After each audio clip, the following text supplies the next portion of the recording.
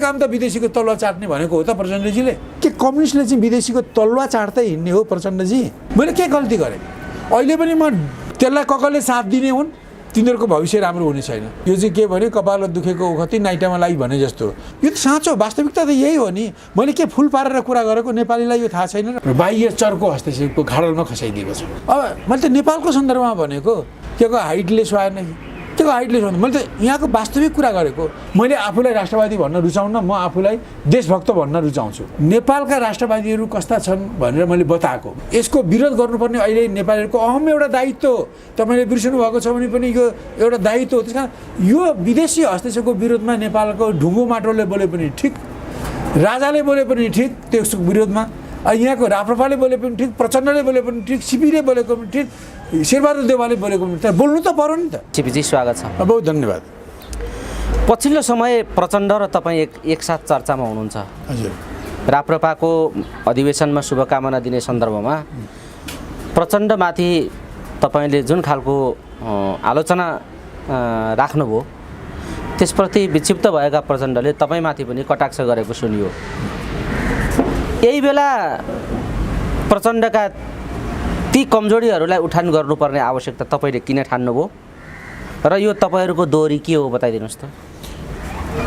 हुन त यो हामीले धेरै पहिलेदेखि, खास गरी 2060 सालदेखि जब नेकपा मालेबाट वामदेव गौतम आफ्ना साथीहरूसहित अर्को पार्टीमा पलायन गरे, त्यसपछिदेखि नै हामीहरू मालेको औचित्यको बारेमा इतिहासको अध्ययन गरिरहेका थियौँ र हामीले यो कम्युनिस्ट आन्दोलनको 6 सालदेखि लिएर अहिलेसम्मको कहाँ ठिक भए, कहाँ बेठिक भए, के कुरा चुक्यो हैन, कहाँ भुल त्रुटि भए र कहाँ राम्रा काम भए भन्ने विषयको हामीले अध्ययन गर्ने क्रममा खास गरी 58 सालदेखि लिएर 78 सालको यो कार्तिकसम्ममा हामीहरू 20 वर्ष पुग्यो हामीले एउटा समीक्षा चाहिँ अध्ययन हामीहरू कम्प्लिट गऱ्यौँ र गएको 27-29 कार्तिक 2078 साल चितवनमा गरिएको नेकपा मालेको 8औं राष्ट्रिय महाधिवेशनबाट जे प्रस्तावहरू, जे नीति दृष्टिकोण विचारहरू पारित गरिए, मैले त्यही आधारमा चर्चा गरेको। र मैले तपाईँलाई के भनौँ भने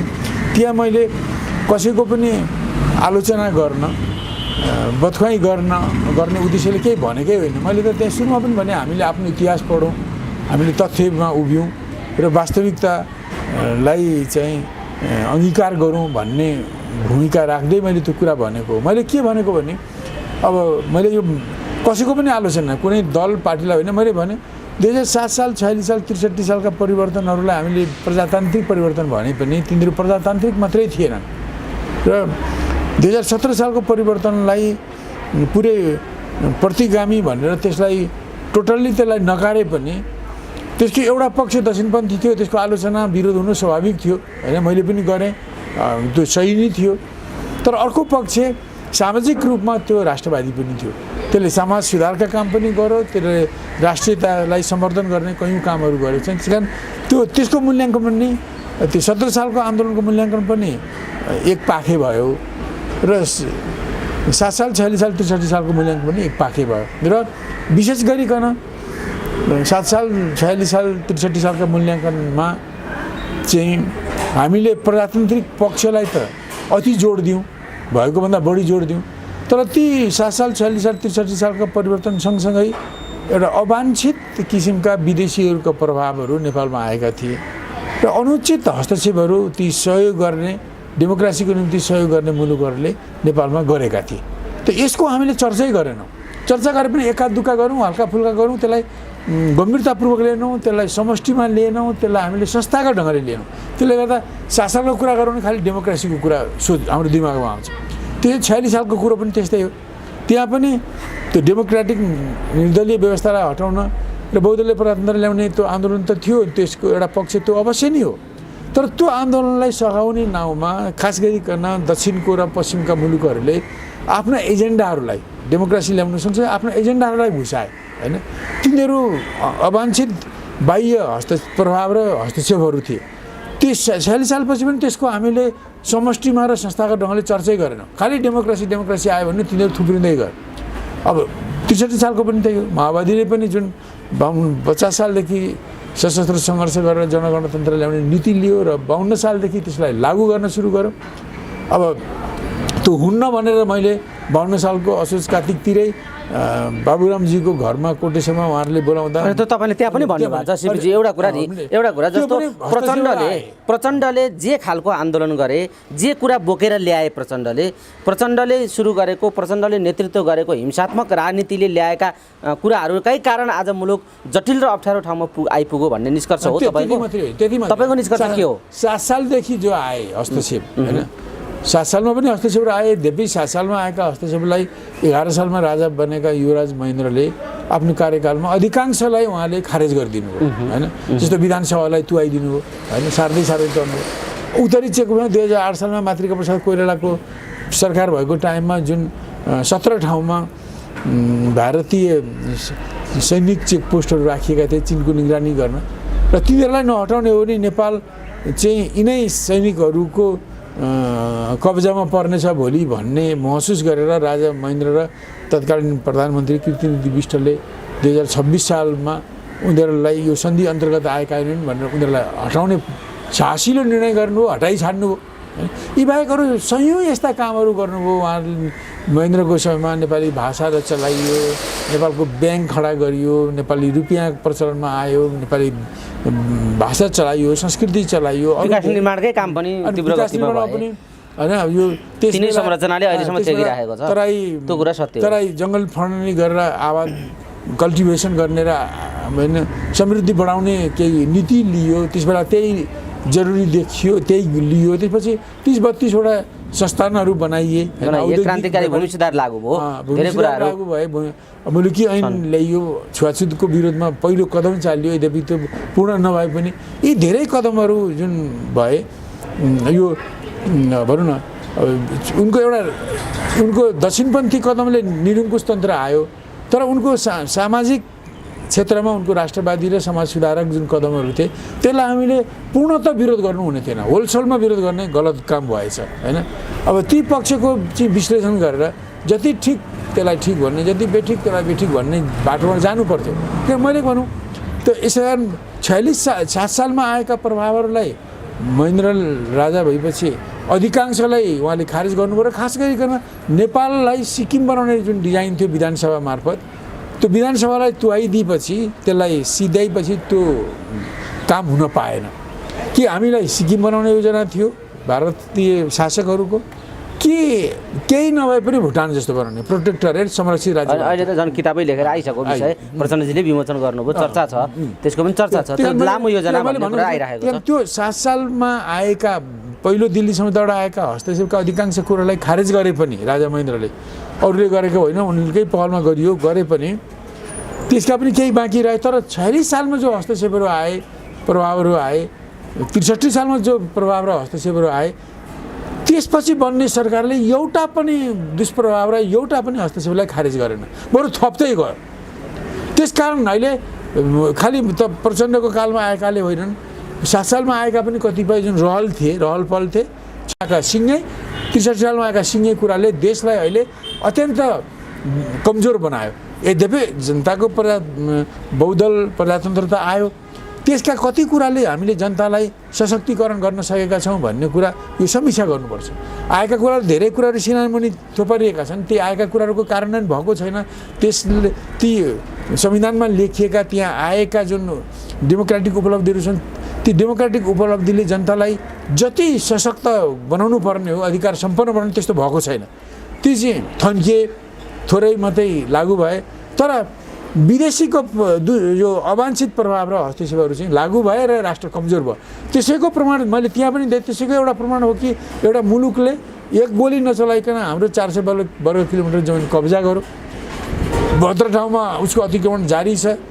अब पहिले गोली मात्रै ठोकेर मार्थ्यो, अहिले टुइन काटेर मार्न सुरु गर्यो। अहिले त्यो अन्याय अत्याचार झन् धेरै भएको छ। अब त्यो नदी जडानको योजनाले गर्दा जुन ढङ्गले सिमानामा भारतले चाहिँ सडक बनाउने नाममा बाँध बाँधेर नेपाललाई डुमान गर्दैछ, उसको उसका यी अन्यायहरू अत्याचार कहीँ साध्यै छैन, यति बढिरहेका छन्। यो के हो भन्दाखेरि 7 साल 46 साल 63 सालमा आएका बाह्य भने भारतका पछि युरोपहरूको पनि थपियो, पछि अमेरिकाको पनि थपियो, उनीहरूका अवाञ्छित प्रभाव र हस्तक्षेपलाई हामीले नपन्छाएको हुनाले हामी कमजोर भयौँ। र अहिले अमेरिकाले अब उसले आफ्नो अति महाशक्तिय पोजिसनलाई कायम गर्नको निम्ति, चीनको विकासलाई अवरुद्ध गर्नको निम्ति अन्यत्रबाट चीनलाई दुःख दिने काम त छँदैछ। सिङच्याङबाट दुःख दिने काम, हङकङबाट दुःख दिने काम, दक्षिण चीन सागरबाट दुःख दिने काम, ताइवानलाई स्वतन्त्र बनाएर चीनलाई दुःख दिने काममा अमेरिकाको संलग्नता त छँदैछ। त्यतिले नपुगेर यहाँ नेपाललाई प्रयोग गरेर नेपालका 12 महिना चल्ने घाँटीबाट तिब्बतमा चाहिँ गडबडी सुरु गरेर तिब्बतलाई अलग्याउने र चीनलाई तहस नहस पार्ने जुन डिजाइन संयुक्त राज्य अमेरिकाले आइपिएस इन्डो पेसिफिक रणनीति मार्फत लिएको छ, त्यसलाई लागू गर्नको निम्ति यो एमसिसी भन्ने परियोजना अगाडि सारिएको छ हैन। यो यसको सम्झौता अत्यन्त विषालु छ। त्यसलाई सदनबाट पास गर्ने भने हाम्रो मुलुक एमसिसी ऐन अन्तर्गत जान्छ, सम्झौता अन्तर्गत जान्छ र त्यसलाई संसदबाट पास गर्ने भने एमसिसी कम्पनीले नेपाल चलाउँछ, नेपाल सरकारले चलाउँदैन। यसरी इस्ट इन्डिया कम्पनीले भारत चलाए जस्तै हुन्छ। त्यही कारण यसरी त्यो आइरहेको छ। यो चाहिँ त्यही कारण यो खालि 52 सालदेखि माओवादीले सुरु गरेर 63 साल हुँदै 72 सालमा आएको संविधान र त्यस सँगसँगै आएका बाह्य प्रभाव र हस्तक्षेपले मात्रै होइन, यो एउटा महत्त्वपूर्ण हो। यो चाहिँ महत्त्वपूर्ण हो किन यसले धेरै धेरै घातक कुराहरू यसले प्रवेश गराएको छ। तर 7 सालमा बचेको खुसेका पनि कम हानिकारक छैनन्, 46 सालमा आएका पनि कम हानिकारक छैनन् हैन। र यसकारण यी सबैको समष्टिले नेपाललाई चर्को बाह्य हस्तक्षेपमा पुर्याएको छ र झन् अमेरिकाले आफ्नो अति महाशक्तिय प्रभुत्वलाई टिकाउनको निम्ति यहाँ जुन इन्डो पेसिफिक रणनीतिको अङ्ग बनेको एमसिसीका 2टा प्रोजेक्ट लागू गर्ने हिसाबले जुन हस्तक्षेप गरिरहेको छ, त यसले अहिले देशलाई अत्यन्त ठुलो आन्तरिक अव्यवस्था र सङ्कट र बाह्य चर्को हस्तक्षेपको खाडलमा खसाइदिएको छ। तपाईँले यसो भन्दै गर्दा नि तपाईँले यही चिन्ता र यही चासो व्यक्त गर्दै तपाईँले यो कुरा औल्याउँदाखेरि प्रचण्डजी आक्रोशित हुनुभयो। मुख्य गरी तपाईँले राष्ट्रियताको कुरा जस्तो राजा नमान्ने, धर्म नमान्ने, संस्कार संस्कृति नमान्ने यो राष्ट्रवादी हुन सक्दैन भन्नुभयो तपाईले। यो सिपी मैनालीको हाइटलाई सुहाउने कुरा हो यो भन्ने प्रश्न पनि अहिले मानिसहरूले गरेका छन्। मैले पनि सुने टिभीमा उनीहरू छिपछिपै छन्। नेपालमा राष्ट्रवादीहरू, मैले नेपालको राष्ट्रवादीको कुरा हेरेँ, नेपालका राष्ट्रवादी ती हुन् जसले राजालाई पनि मान्छन्। अब यहाँ भएका विभिन्न खाले धर्म छन्, आफ्नो धर्मलाई पनि मान्छन्, संस्कारलाई मान्छन्, संस्कृति मान्छन्, पुरानो चालचलनलाई मान्छन् र भनौँ पुरातन मान्यतालाई मान्छन्। मैले यसो भनेको, अब मैले त नेपालको सन्दर्भमा भनेको, कोही एकजना विद्वानले सिपी मैनालीको चाहिँ सुहाएन भने पनि के को हाइटले सुहाएन कि के को हाइटले सुहाएन। मैले त यहाँको वास्तविक कुरा गरेको। नेपालका राष्ट्रवादी भनेको जसलाई तपाईँ हामीले राष्ट्रवादी भनेर चिन्छौँ, जसले आफूलाई राष्ट्रिय प्रजातन्त्र पार्टी भनेर पनि देखाएका छन्, उनीहरूले आफूलाई आफ्नो नेता राजा हुन् पनि भनेर भनेका छन्। राजादेखि लिएर राप्रपादेखि लिएर अन्य विभिन्न ती मान्यतालाई बोक्नेहरू नेपालका राष्ट्रवादी हुन् हैन। उनीहरूको मैले त्यो भने त्यस्ता मान्यता पनि बोकेर राजनीति गर्नेहरू राष्ट्रवादी हुन्। किनभने यो राष्ट्रवादी शब्द भनेको एक किसिमले राजनीति मिसिएको शब्द हो। मैले आफूलाई राष्ट्रवादी भन्न रुचाउन, म आफूलाई देशभक्त भन्न रुचाउँछु, किनभने देशभक्त चाहिँ राजनीतिभन्दा माथिको कुरा हो। ठिक छ, देशभक्त राष्ट्रवादी जसरी पनि मान्छेहरूले नेपालको सन्दर्भमा भनेको त्यही जुन विद्वानले त्यसलाई युनिभर्सल एउटा परिभाषाको रूपमा, सर्वव्यापी सार्विक परिभाषाको रूपमा सिपी मैनालीले भन्यो, त्यस्तो नभन्नु पर्थ्यो भन्ने उहाँहरूको जुन असन्तुष्टि अथवा आलोचना छ, म विनम्रता के भन्छु भने मैले नेपालको सन्दर्भमा भनेको र नेपालका राष्ट्रवादीहरू कस्ता छन् भनेर मैले बताएको। मैले आम नेपाली जनतालाई नेपालका राष्ट्रवादी चाहिँ राजालाई मान्ने। तर त्यसो भन्दै गर्दा एउटा राष्ट्रियताको सवालमा मार्क्सवादी लेनिनवादी माओवादी विचारधाराको आदर्श मूल्य मान्यतालाई बोकेर त्यो मार्क्सवादी आदर्शमा स्थापित एउटा पार्टी र स्थापित एउटा नेतृत्वको रूपमा सिद्धान्तनिष्ठ नेताको रूपमा सिपी मैनालीलाई नेपाली समाजले बुझ्दै आएको छ। विभिन्न कारणले सिपी कमजोर हुनुका पछाडि राष्ट्रियता र इमान्दारिता नै मुख्य कुरा हो भन्ने मान्छेको आम बुझाइ छ। सत्य जेसुकै हो त्यो तपाईँले महसुस गर्नुभयो होला कति कुरा।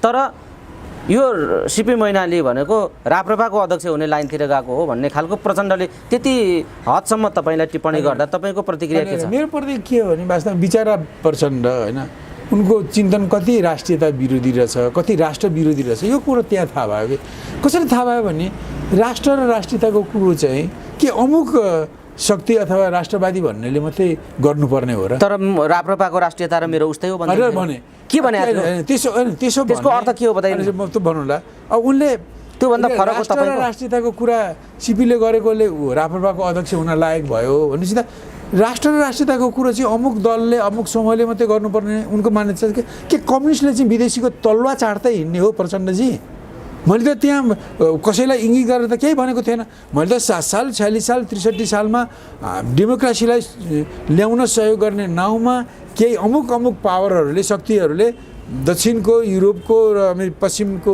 अमेरिकाले जुन सहयोग गरे त्यो सहयोग बापत केही डेमोक्रेसी आउन उनीहरूको मद्दत पनि छ म कुरा अस्वीकार गर्दिनँ तर त्यस बापत उनीहरूले हामीबाट के असुले अब उनीहरूले यहाँ आफ्नो एजेन्डा लागू गरे हैन त्यो एजेन्डा लागू गरेर त्यसले हामीलाई कमजोर बनायो मैले अहिले व्याख्या गरिसकेँ अनि म तपाईँलाई यति भन्छु म मार्क्सवादी मान्छे हो मैले त्यहाँ पनि भने हामी चारै धारका 4 प्रवृत्तिका शक्ति छन् मार्क्सवादी कम्युनिस्ट गैर कम्युनिस्ट वामपन्थी प्रजातन्त्रवादी र राष्ट्रवादी मैले भने राष्ट्रवादी एउटा प्रवृत्ति हो एउटा राजनीतिक धार हो र म मार्क्सवादी भने मैले हैन म आफू मार्क्सवादी भने म मार्क्सवादी र अहिलेको नेपालको क्रान्तिको जुन अहिले चरणमा छौँ अर्धउपनिवेशी अर्धसामन्ती समाज छ उनीहरूले यो पुँजीवादी भयो स्वतन्त्र भयो भने पनि झुटो कुरा हो हैन अब हिजोको भन्दा बढी बाह्य हस्तक्षेप बढेको छ अहिले हिजोको भन्दा बढी छ त्यही कारण हामी हिजोका मान्यताले अर्धउपनिवेशित त छँदैछौँ र अहिले नयाँ हत्कण्डाहरूद्वारा हाम्रो नव औपनिवेशिकता झन् बढेको छ हेर्नुहोस् त्यही कारण यो अर्धऔपनिवेशिक स्थिति सिद्धियो हामी स्वतन्त्र भयौँ भन्नेको यो मृग मरीचिका हो यो झुटो क्लेम हो हुँदै होइन र अब विदेशी साम्राज्यवादीले भनेको विस्तारवादीले भनेको जम्मै कुरा मानेपछि त्यसैलाई नि आफ्नो मन्त्र मानेपछि त उसले विदेशीको हस्तक्षेप देख्ने नै भएन विदेशीका नीति नै यो नेपालका नीति फिट नीति हुन् योग्य नीति हुन् समुदाय नीति हुन् भनेपछि त उसले विदेशी हस्तक्षेप देख्नै भएन त्यसको विदेशी हस्तक्षेप देख्दै नदेख्ने मान्छेले अहिले हाम्रो राष्ट्रियता कमजोर भएको यहाँ हस्तक्षेप भएको त उसले स्वीकारै गर्दैन त अहिलेको अवस्था के भने नेपालको अहिलेको परिवर्तनलाई मसुतुङको भाषामा भन्ने हो भने किम इल सुङको भाषामा भन्ने हो भने होचिमिनको भाषामा भन्ने हो भने फिडेल कास्ट्रोको भाषामा भन्ने हो भने अब पुष्पलालको भाषामा भन्ने हो भने के हो भने यो राष्ट्रिय जनवादी क्रान्ति हो एकापट्टि बाह्य हस्तक्षेप विस्तारवादी साम्राज्यवादी शक्तिहरूका सन्धि सर्पणबाट सम्झौताबाट गरिने हस्तक्षेप पुराना अर्धऔपनिवेशिक र अहिले नीति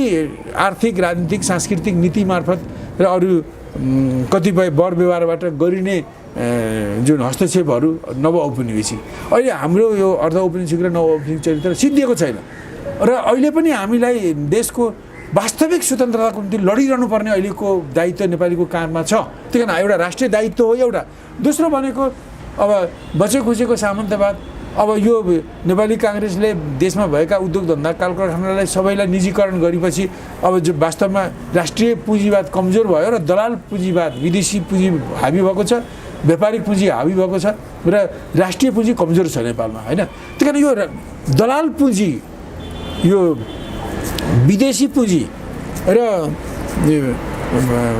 व्यापारिक पुँजी जो हावी भएको छ तिनीहरूको शोषण उत्पीडनबाट मुक्त हुने सामन्ती शोषण उत्पीडनबाट मुक्ति हुने पक्ष भनेको डेमोक्रेटिक प्रजातान्त्रिक पक्ष त्यही कारण म तपाईँ मार्फत अब प्रचण्ड कामरेडलाई उहाँले आफूलाई कम्युनिस्ट भनेकोले मैले उहाँले के शब्द प्रयोग गरेको मैले भनौँ या नभनौँ मलाई सुहाउँछ कि नसुहाउँदैन त्यो भन्न बेग्लै कुरा हो त उहाँलाई के भन्न चाहन्छु भने हाम्रो क्रान्तिको चरित्र अहिले पनि राष्ट्रिय र जनवादी हो प्रचण्डजी तपाईँकोमा बुझ्नुहोस् र अहिले पनि हामीले चाहे शक्तिशाली मुलुक हस्तक्षेपकारी मुलुक भारत होस् या युरोपका कुनै मुलुक हुन् या अमेरिका होस् तिनीहरूले हामीमाथि गर्ने पुरानो किसिमको उत्पीडन अर्धऔपनिवेशिक उत्पीडन र नयाँ किसिमको उत्पीडन आर्थिक राजनीतिक सामाजिक सांस्कृतिक हिसाबले गर्ने यसको विरोध गर्नुपर्ने अहिले नेपालीहरूको अहम एउटा दायित्व हो तपाईँले बिर्सनु भएको छ भने पनि यो एउटा दायित्व हो त्यस कारण यो विदेशी हस्तक्षेपको विरोधमा नेपालको ढुङ्गो माटोले बोले पनि ठिक राजाले बोले पनि ठिक त्यसको विरोधमा यहाँको राप्रपाले बोले पनि ठिक प्रचण्डले बोले पनि ठिक सिपीले बोलेको पनि ठिक शेरबहादुर देवालले बोलेको पनि तर बोल्नु त पर्यो नि त त्यो जसले विदेशी प्रभाव र हस्तक्षेपको विरोध गर्छ त्यो उसको एउटा राष्ट्रिय काम हो सिपीजी यो बोल्ने भन्दा पनि राष्ट्रवादी काम गरे भन्दा किन उनको टाउको दुखे हैन दुख हो उहाँ अगाडि बढ्नुभयो उहाँ राष्ट्र र राष्ट्रको पक्षमा बोल्ने काम चाहिँ प्रचण्ड जस्ता कम्युनिस्टको होइन उहाँहरूको बोल्ने काम चाहिँ विदेशीहरूको तलुवा चाट्ने मात्रै हो हैन उहाँहरूको काम चाहिँ अरूले नै यो चाहिँ राष्ट्रवादी राप्रपाले गरोस् अथवा सिपी जस्तो आरोप लगाइने देशभक्त कम्युनिस्टले गर्छ उनीहरूलाई गरून्, मेरो काम त विदेशीको तलुवा चाट्ने भनेको हो त प्रचण्डजीले। त्यही कारण मैले त त्यहाँ म त मार्क्सवादी हुँ भनेर त्यहाँ पनि भने, म त्यहाँभन्दा मैले के भन्नुपर्छ, मैले भने मैले राजाको विषयमा त उनले राष्ट्रवादी काम गरे, जति पनि विधानसभालाई उनले तुहाइदिए राष्ट्रवादी काम। उत्तरी चेकपोस्टमा 17 ठाउँमा बस्ने भारतीय सैनिकलाई फिर्ता दिए, राष्ट्रवादी काम होइन। नेपाली रुपियाँ चलाए, नेपाली भाषा चलाए, शिक्षा नेपालको चलाए, ब्याङ्क चलाए, 15-30-32वटा भनौँ न संस्थानहरू खोले। त्यति मात्रै होइन, भूमि सुधार गरे, मुलुकी ऐन ल्याए। त्यसले सबै कुरा हल गरौँ भन्ने मेरो होइन। जति त्यसले पोजिटिभ गर्यो त्यति मात्रै त्यसलाई उपयुक्त मानौँ न। जम्मैलाई किन भनेछ, मैले त त्यहाँ पनि भने त्यसलाई विवेचना गरौँ, जति ठिक छ त्यतिलाई सकारात्मक बनाउँ, जति बेठिक छ त्यसलाई थपौँ, आलोचना गरौँ। त्यही कारण राजाले देश जोगाउन जे गरे, चाहे पृथ्वीनारायण शाहले गर्नुभएको होस्, चाहे भनौँ त्रिभुवनले पनि गरेको होस्, तिनले पनि त सिद्धाइसकेका थिए, तर पनि उनले धुकधुकी लिएर आए, उनलाई पनि सबै डुबाइसकेका थिए। उनलाई भारतको राष्ट्रपति बनाउने र नेपाललाई भारतमा मिलाउने गर्थ्यो, त्यति त कमसेकम त्यो त मानेन नि त्रिभुवनले, अरू धेरै कुरा बिगारे पनि। भनेपछि त्यस्ता कुराहरू पछि महेन्द्रले जम्मै जुन विधानसभा मार्फत नेपाललाई के गर्न थालिएको छ भारतीय शासकबाट त्यो थाहा भएपछि उनी आए, एक शब्द विरोध नगरिकन यी काम गरे। त्यसकारण उनलाई मैले राष्ट्रवादी भने मैले के गल्ती गरेँ? अहिले पनि म डङ्ककै चोटले भन्छु, राजाले गरेका ती राष्ट्रवादी कामहरू उचित थिए, तिनीहरू प्रगतिशील थिए, त्यसमा दुई मत छैन सिपीजी। त्यहाँ अब अरू पनि मैले भने त्यहाँ पहिले 7 साल अगाडि पनि कतिपय राजा महाराजा श्री 3 श्री 5हरूले एका दुःखा राम्रा काम गरेका थिए।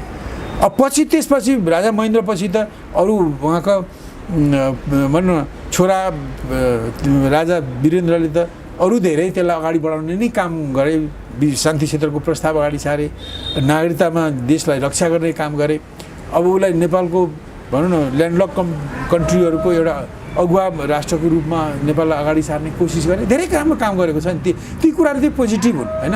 अब पोजिटिभलाई पोजिटिभ सकारात्मक भन्नु पऱ्यो। अब पछिल्लोबाट पनि धेरै सार्वजनिक भइसकेको छ कि अब दरबार काण्ड पश्चात अब गद्दी सम्हाल्ने राजा ज्ञानेन्द्रले पनि सार्क सम्मेलनमा बङ्गलादेशमा जाँदा त्यसबेला भारतका प्रधानमन्त्री मनमोहन सिंहले भुटानको स्ट्याटसमा जाने प्रस्ताव राख्दा मैले हुन्न भनेर केही पत्रकारसँग उहाँले फिर्ती सवारीमा बाटामा चर्चा गरेको र ती पत्रकारहरूले पी खरेल लगाएका पत्रकारहरूले त्यसलाई सार्वजनिक गरेको कुरा बाहिर आएको छ र त्यसलाई होइन भनेर कसैले खण्डन गरेको छैन।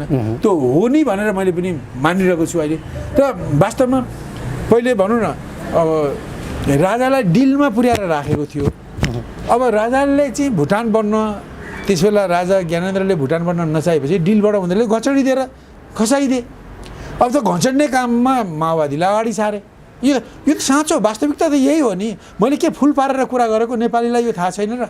जस्तै बाह्रमुदे भयो, बाह्रमुदेमा पनि राजतन्त्र हटाउने कुरा छैन, राज संस्था हटाउने कुरा छैन, निरङ्कुशता हटाउने कुरा छ। अब त्यहाँ पनि डिलमा पुर्याएको छ। यहाँ पछि 63 सालको वैशाख 10 गते राजा 7 दलका केही ठुला दलहरू काङ्ग्रेस, एमाले, डेमोक्रेटिक काङ्ग्रेस, मधेसी दलहरू बसेर र माओवादीको कन्सेन्टमा जुन सहमति भनौँ त्यसले राजकीय सत्ता र सार्वभौमिक सत्ताका मालिक जनता हुन् भन्ने कुरा गरौँ। त्यसको अनुवाद के हो, त्यसको अर्थ के हो भन्ने कुरा 2063 सालको जेठ 4 गते पुनर्स्थापित संसदले, राजाद्वारै पुनर्स्थापित संसदले एउटा घोषणा अगाडि सारेको छ। त्यसलाई म्याग्ना कार्टा भनियो। त्यसमा स्पष्ट लेखेको छ कि वीरेन्द्रसम्मको सम्पत्ति राष्ट्रियकरण गर्ने, त्यसपछिका राजाको सम्पत्ति नागरिक सरह ट्याक्सेबल बनाउने, त्यसै राजसभालाई विघटन गर्ने, राजा राजपरिवार उत्तराधिकार सम्बन्धी निर्णय जनप्रतिनिधिले गर्ने, त्यो सम्झौताको अनुवाद थियो, त्यसको अर्थ थियो होइन। त्यो अर्थ मान्नुको माने राजा चाहिँ नागरिक राजा बन्न तयार भएका थिए। त्यसको अर्थ नागरिक राजा, किन नागरिक सरह सम्पत्ति राख्ने मात्रै अधिकार रहेपछि र नागरिकले सरह कानुन मातहत रहेपछि होइन, संविधान मातहत मात्रै होइन कानुनै मातहत, जनप्रतिनिधिको फैसला मातहत रहने भएपछि नागरिक राजाको त्यो स्थिति आएको थियो। त्यो अधिकार हामीले पाएको, त्यो अधिकार अहिलेसम्म हामीले लडेर पाएको सबभन्दा ठुलो अधिकार हो होइन। अब त्यो अधिकार पायौँ र त्यो राजालाई डिलमा पुर्याएको थियो। राजाले चाहिँ भुटान हुन नमानेपछि, ज्ञानेन्द्र शाहले भुटान हुन नमानेपछि उनलाई घचडियो। अब यसरी एउटा म तपाईँलाई भन्छु, भारत दुनियाँको चौथो ठुलो सैनिक शक्ति, भारत दुनियाँको 6औँ 7औँ आर्थिक शक्ति, यसको उपस्थितिमा 12 बुँदे भयो बाह्रमुदे सम्झौता त जतिसुकै मलाई यहाँ पछि लान्छित गर्नको लागि रोल्पामा गर्नेको साथ दलले सिपीले वाहियात कुरा हो, मलाई त थाहै थिएन। अब उनीहरूले आफै गए, कसले किन गरे त उनले जानु, जो गए होइन, म त्यसको पक्षमा थिएन। अब युद्ध पनि उतैबाट, सम्झौता पनि उतैबाट, घाम जतिको छर्लङ्गै छ सिपीजी। अब यो लामो श्रृङ्खला हुन्छ। मुखर्जीले त यसको त जिम्मेवारी लिनुभएको छ नि, त्यो हामीले नै व्यवस्था गरेको जिम्मेवारी लिनुभएको छ। उहाँहरूले भारत विरुद्ध गर्दैन निवेदन हालेको कुरा पनि सार्वजनिक छ। अहिलेका जनरलहरू, सैनिक जनरलहरूले भनिराखेका छन् नेपाली सेना र माओवादी सेनालाई एकै ठाउँ तालिम दिएका कुरा पनि विवेक शाहका किताबमा आएकै छ। यो कसैले चोप्न सक्ने कुरा छैन। सुधीर शर्माले लेखेका किताबमा त अझ महाभारत छ, त्यो अरू कुरा छँदैछ सिपीजी। यतापट्टि जाँदा लामो श्रृङ्खला हुन्छ, आगामी दिनमा अरू कुरा गरौँ। अहिले तपाईँले आयातित सङ्कटहरूबारे जुन टिप्पणी र चर्चा गर्नुभयो, त्यसमा एमसिसी जोडतोडका साथ तपाईँले पनि राख्नुभयो र अहिले चर्चाको विषय एमसिसी छ। मङ्सिर 28 गते शेरबहादुर देउवाले संसदको बैठक बोलाउनु भएको छ र त्यहाँ एमसिसी पास गर्ने पहिलो योजना छ। त्यो योजना अन्तर्गत यो बैठक बोलाइएको छ भन्ने कुरा चाहिँ मान्छेले आशंका गरेका छन् र मङ्सिर 28 गतेसम्मको अमेरिकाले अल्टिमेटम दिएको कुरा सञ्चार माध्यममा आइसकेको कुरा हो। अब यो संसदको बैठक शेरबहादुर देउवाले किन बोलाए, प्रतिपक्षले थाहा छैन भन्ने अभिव्यक्ति दिनुभयो। सिप ओलीजीले आज बोल्नु भएको छ, पदभार ग्रहण गर्दै उहाँले के भन्नुभयो भने अर्ली इलेक्सनमा जानुपर्छ, यो सरकार चलेको छैन र संसद बैठक किन बोलाइएको हामीलाई थाहा छैन। यी अभिव्यक्तिहरू ओलीजीले पनि दिनुभएको छ भने चाहिँ ओलीजीका यस्ता प्रतिक्रियाहरू मङ्सिर 28 प्रति आम जनमानसको आशंका, शेरबहादुर र प्रचण्डको सनातनी व्यवहार, यी कुराहरूलाई हेर्दा त्यो बैठक के देखिन्छ, मुलुक कता जाँदैछ, एमसिसी कसरी अगाडि बढ्दैछ, यो विषय तपाईँले कसरी हेर्नुहुन्छ त? यो मैले पनि थाहा पाए अनुसार होइन, यो अब अहिले चाहिँ यो हाउस सुरुवात गर्नको निम्ति गठबन्धनमा छलफल हुँदा चाहिँ छलफल भयो र यो हाउस चाहिँ सुरु गरिसकेपछि यसमा एमसिसीको प्रस्ताव ल्याउने कुरामा प्रधानमन्त्री मात्रै एक्लो रहे, अरूहरूले केही रिजर्भेसन राखे, के राखे मलाई त्यो थाहा भएन। तर उनले त्यो राखेका छन् र उनी जसरी पनि संसदमा चाहिँ यो एमसिसीको विधेयक चाहिँ प्रस्तुत गर्ने पक्षमा छन्। यद्यपि अब त्यसका जम्मै कुराहरू पनि त्यहाँ आएका छन् र जे जति आएका छन् त्यसलाई प्रस्तुत गर्ने र उनी पारित गर्ने पक्षमा छन्। अब यसले यस्तो स्थितिमा अब पहिलो कुरो त हामी नागरिकको तर्फबाट, जनताको तर्फबाट हामी यही आउँदो मङ्सिर 24 गते 12:30 बजे हामी मैत्रीघर मण्डलामा भेला भएर हामी विरोध प्रदर्शन र जनसभा गर्नेछौँ होइन। हामी जो 25, 26, 27 दलका साथीहरू थियौँ, हामी सबै वाम प्रजातान्त्रिक राष्ट्रवादी सबै मिलेर हामी त्यहाँ विरोध प्रदर्शन गर्नेछौँ होइन र देशव्यापी रूपमा पनि विरोध प्रदर्शनको निम्ति हामीले आह्वान गर्नेछौँ। अब हामीले यो चाहिँ गलत छ, एमसिसीलाई संसदबाट अनुमोदन गरेर जानु भनेको एमसिसी सम्झौतालाई संविधानभन्दा माथि राख्नु हो, एमसिसीलाई नेपाल सरकारभन्दा माथि राख्नु हो, नेपाललाई औपनिवेशीकरण गर्नु हो, नेपाललाई अमेरिकासँग मिसाएर द्वन्द्वमा मिसाउनु हो, नेपालको शान्ति, यहाँको स्थिरता, यहाँको विकासलाई चौपट पार्नु हो भनेर हामीले यसको विरोध गरेका। यो सरकार यी दलहरूको निम्ति काल हुनेछ होइन। यो स्वाभाविक छ कि नेपाली जनताले यति कृतज्ञ काम, यति राष्ट्रघाती काम यो सरकारले गरेकोलाई सहजै स्वीकार गर्ने छैनन् र यसको दूरगामी प्रभाव पर्नेछ र नेपाली जनता एकदम उद्वेलित भएर यो सरकारको विरुद्धमा लाग्नेछ। यो एमसिसी पास गर्नेतिर गयो भने यो स्थिति आउँछ भन्ने तपाईँको? एमसिसी पास गर्ने हो भने त पहिलो कुरा त मलाई लाग्छ अब त्यहाँको कुरा अनुसार केही दलहरूले भने अनुसार त्यहाँभित्र अब विभिन्न छन्। अब त्यसपछि अब नेकपा माओवादी प्रचण्ड, अब उनीहरूले के गर्ने हुन् त्यो प्रश्न छैन। उनीहरू प्रचण्डको पार्टीभित्र दुईटा विचार आइरहेका छन्, एमाले भित्र दुईटा विचार आइरहेको देखिन्छ। अथवा उसमा समाजवादी, एकीकृत समाजवादी भने माधवमा त्यो आइरहेका छन्। अब उनीहरूले संशोधन नगर्ने, पास नगर्ने भने पनि अब त्यो उनीहरूको संशोधन के काम नगर्ने, लन्जु फन्जु 2-4टा ओड हटाउनु मात्रै कुरा हो कि त्यहाँ नेपालका घातक कुरालाई हटाउनु उनीहरूले भनेका पनि देखेन। यिनीहरूले संशोधन भनेर हुँदैन भनिदिसक्यो, अमेरिकाले प्रतिक्रिया दिइसकेको स्थिति छ। तर उनीहरूले लन्जु फन्जु के भनेका छन्, एउटा नचाहिने एक लाइनलाई हटाएर पनि संशोधन भयो भन्नेपट्टि जाने हुन् कि अथवा नाटक गरेर हामी यस्तो गर्दैनौँ, हाम्रो एउटा सङ्कल्प पास गरेर यसलाई पास गर्छौँ भने पनि यो चाहिँ के भने कपाल दुखेको ओखती नाइटामा लागि भने जस्तो। अब अमेरिकाले यहाँ कानुन बनाएर नेपाललाई भनौँ न यो एमसिसीको सम्झौता मातहत र एमसिसी कम्पनी मातहत राख्ने, अनि यहाँ हामी बस्दैनौँ भनेर भन्छ। त्यो राख्ने कुरा चाहिँ स्वीकार गर्ने अनि राख्दैन भनेर अर्को संसदमा अर्को सङ्कल्प पास गरेर हुन्छ। जसरी महाकालीमा अर्को सङ्कल्प पास गरेर त्यो असमान यो सङ्कल्प भन्ने कुराको त भण्डाफोर गर्नुपर्छ, किनभने यो आँखामा छारो हाल्ने कुरा हो भन्ने कुरा महाकालीमा देखिएको विषय हो। यसले के गर्छ यो गठबन्धनकै भविष्य पनि प्रश्न, यसको अगाडि पनि प्रश्न खडा भएको छ, के हुने हो। अब त्यहाँ उनीहरूले भनेअनुसार माओवादी केन्द्र, समाजवादी, एकीकृत समाजवादी अरूले साँच्चै नै त्यसमा गलत कुरामा छ, त्यस कारण पास गर्नु हुन्न भनेर उठ्यो भने गठबन्धन टुट्छ। तर गठबन्धन टुट्दाखेरि माधव नेपाल प्रचण्डहरूको भनौँ न राजनीतिक भविष्य चाहिँ धुमिलो हुने हुनाले, उनीहरूलाई अप्ठ्यारो हुनाले उनीहरू त्यो गठबन्धनलाई नै इन्ट्याक्ट राखेर जान उनीहरू भनौँ न लालायित छन्, उनीहरू प्रतिबद्ध छन्, उनीहरू बाध्य छन् होला। त्यस्तो भयो भने आफ्नो व्यक्तिगत फाइदाको निम्ति, आफ्नो दलीय हितको निम्ति उनीहरूले राष्ट्रलाई बिक्री गर्न सक्छन्। जस्तो भने राजा महेन्द्रले भनेका थिए, म मरे पनि मेरो देश बाँचिरहोस्। यिनीहरूले के भने देश मरे पनि मेरो पार्टी बाँचिरहोस्। अब अहिले प्रचण्ड माधव पार्टी भन्दा पनि मै बाँचिरहँ भन्ने जस्तो स्थिति छ। पार्टी भन्दा पनि व्यक्तिमा पुगेको स्थिति पनि देखिन्छ कतिपय सन्दर्भमा। व्यक्ति पार्टीलाई भन्नुहोस्, अब मै मरे पनि मेरो देशै मरे पनि मेरो पार्टी म चाहिँ बाँचिरहँ भन्ने कुरा देखिन्छ कि अहिले। अब यो निसन्देह म अहिले साँच्चै भन्छु, मैले कुनै कुरा चपाउनु छैन। उनीहरूको गठबन्धन टुट्यो भने माधव प्रचण्डलाई धेरै घाटा हुन्छ नै। अब राष्ट्रको निम्ति उनीहरू घाटा सहन तयार हुन्छन् कि हुन्नन्, होइन? उनीहरू देशको निम्ति राष्ट्रघाती यो सम्झौताको विरोधमा उनीहरू उभिन्छन् कि हुँदैन। अब यो निसन्देह उनीहरूको प्रचण्डको उभिने सम्भावना छैन। उनले नेपालगञ्जमा गएर भनिसके यो जस्ताको तस्तै पास हुनु भनिसके। यो के हो? शेरबहादुर देउवा जस्ताको तस्तै पास हुने उनको एजेन्डा हो यो भनेपछि त माओवादीको यो गठबन्धन सरकारको त एमसीसीको पक्षमा दोस्रो कुरा पास गरेर जाने देखिन्छ। मैले यति भनौँ, मैले खालि राजा महेन्द्रको शब्द सापट लिएर के भने म मरे पनि देश बाँचिरहोस् भन्ने महेन्द्रको कुरा, देश मरे पनि म बाँचिरहँ मेरो पार्टी बाँचिरहोस् भन्ने यिनीहरूका कुरा। अब यी कुन कतापट्टि रोज्ने हुन्, होइन? यसो भन्दै अब प्रचण्डले यो कुरा सुनेपछि ल यसरी त अब महेन्द्रको चाहिँ कारिन्दा हुन खोजेछ भनेर भन्न बेर लाउँदैन। अब मैले मिल्ने कुरा उल्लेख गरेको मात्रै हो क्या, किनभने उनको ट्याक्कै मिल्छ क्या, म मरे पनि मेरो देश बाँचिरहोस्। अब यहाँ चाहिँ के भने अब देश मरे पनि मेरो पार्टी म बाँचिरहँ भन्ने कुरा आयो नि त। अब यस्तो गर्छन् कि के गर्छन् हेरौँ, त्यसपछि उनीहरूले बुझ्छन्। र अब तपाईहरुको आन्दोलनको चरित्र कस्तो हुन्छ? 24 गते कस्तो आन्दोलन गर्नुहुन्छ यो एमसीसी विरुद्ध?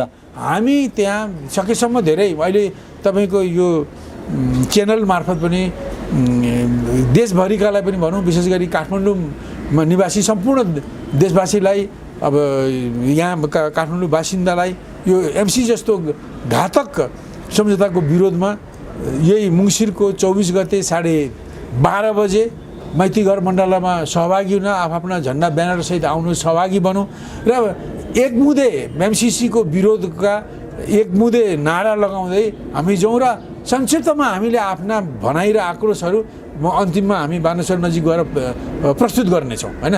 किन हामी जनताको आक्रोशलाई राजनीतिक ढङ्गले सभ्यतापूर्वक, शिष्टतापूर्वक र कठोरताको साथ हामी दृढताको साथ हामी प्रस्तुत गर्न चाहन्छौँ। अब यसपछि अब यो एमसीसी सम्झौता पास को पक्षधरहरू जो निक्लिन्छन् उनको विरोधमा जनताले कस्तो नीति लिने हुन्, जनता कसरी जाने हुन्, जनताले उनीहरूसँग कस्तो व्यवहार गर्ने हुन्, विरोधका कस्ता कस्ता रूप लिनेछन्, म अहिले नै आकलन गर्न सक्दिनँ। तर यो जस्तो नेपाललाई एमसीसी सम्झौताको मार्फत गुलाम बनाउने, नेपाललाई एमसीसी कम्पनी मार्फत बनाउने, इस्ट इन्डिया कम्पनी अन्तर्गत भारत बनाए जस्तो बनाउने जुन काम अहिलेको प्रधानमन्त्रीले गर्न खोजिरहेका छन्, त्यसलाई कसले साथ दिने हुन्? तिनीहरूको भविष्य राम्रो हुने छैन। राजनीतिक भविष्य भन्दैछु मैले, कुनै भौतिक भविष्य भनेको होइन।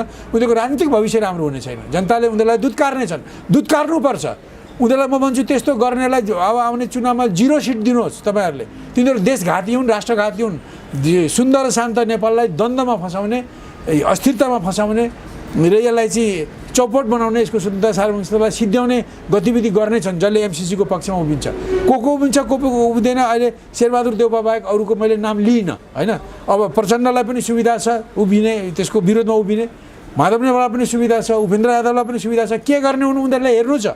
जसले चाहिँ एमसीसीको पक्षमा उभिएर राष्ट्रलाई डुबाउने कोसिस गर्छ उनीहरूको विरोधमा जनताले कठोरता साथ प्रस्तुत गर्नुपर्छ राजनीतिक हिसाबले। हस् सिपीजी, अमूल्य समय दिनुभयो। पछिल्लो ज्वलन्त घटनाक्रममाथि केन्द्रित रहेर कुराकानी गर्ने समय हामीलाई प्राप्त भयो। यो महत्त्वपूर्ण समय र संवादका लागि यहाँलाई धेरै धेरै धन्यवाद छ। बहुत धन्यवाद।